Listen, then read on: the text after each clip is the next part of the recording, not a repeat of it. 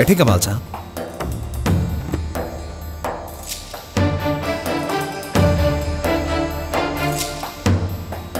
जी कहिए कमाल साहब, क्या आपको मुझसे कोई काम है? तुमने मुझे क्यों नहीं बताया जब नताशा वो ऑफर लेकर तुम्हारे पास आई थी?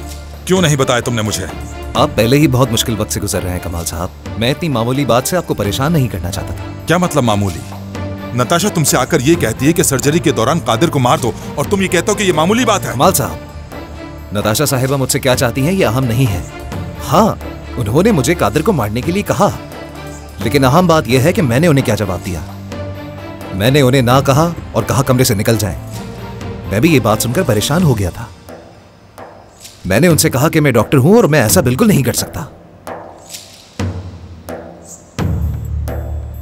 तो क्या वाकई वो तुम्हारे पास आई थी ये कहने के लिए कि मेरे बेटे कादिर को मार दो?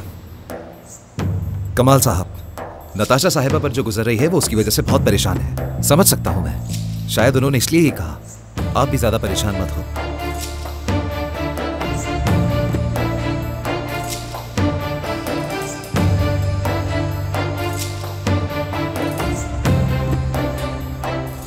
शुक्रिया उरहान, मुझे खुशी है कि तुमने प्रोफेशन में ईमानदारी दिखाई। Thank you. अगर मेरी जगह कोई और होता वो भी यही करता कमाल साहब। सब ठीक हो जाएगा।